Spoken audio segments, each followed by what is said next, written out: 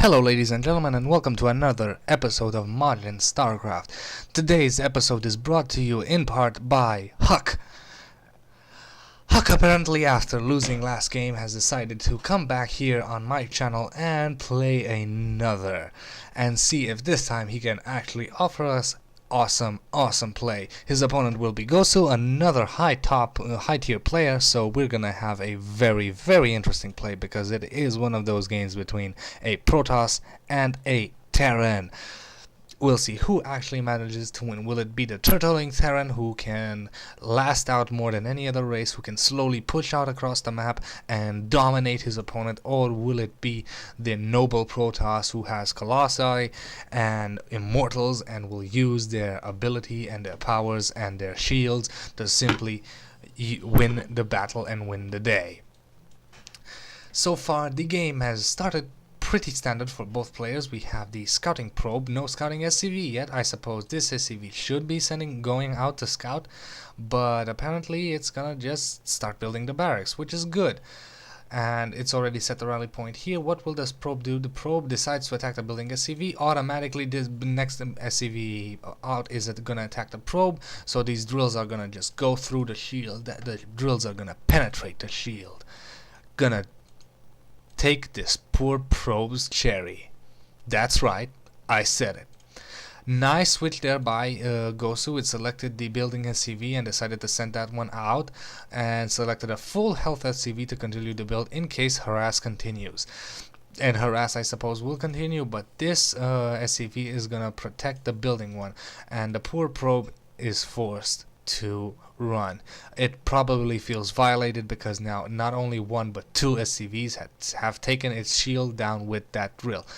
The scouting SCV will come up here and see that there's no real cheese play from good old Huck. Huck is actually getting a gateway, his assimilator is already down, and he's getting a cybernetic score, so nothing really special. Finally, the poor probe is gonna come out of there and probably seek some psychiatric help.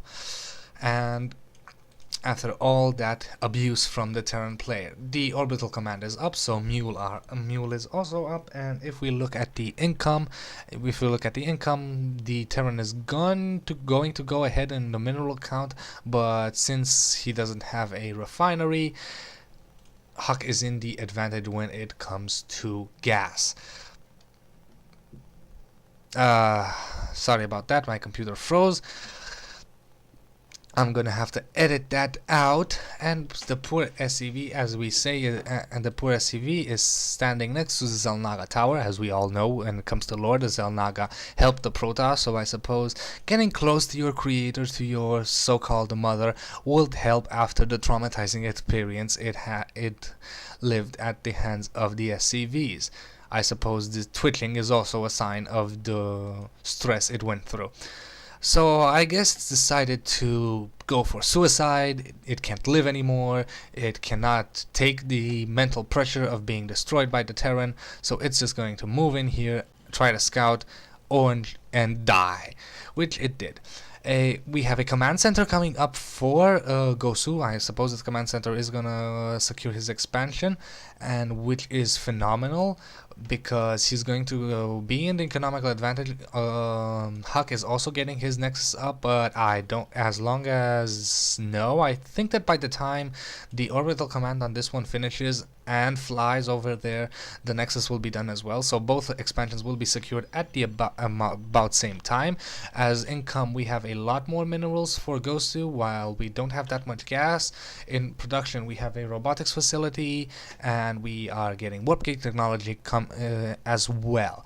So we have 4 barracks right now here for GoSu, which is good because I suppose with so few gas we're not gonna see that many high tier units. But then again, who needs high tier units when you have the Marines of the Korpulu sector? Let's face it, Marines are cheap and they can do a lot of damage. Not to mention that if he gets a tech lab down with those shields and stim pack, Marines are really good. They pay for themselves and they are one of the best builds in Starcraft when it comes to Terran. The Marine Marauder Ball is just a really forceful way to penetrate your opponent's base. Apparently today I need to use sexual lingo. And we have transferring probes, and the probes are gonna secure this expansion while the SCVs have already started on this one.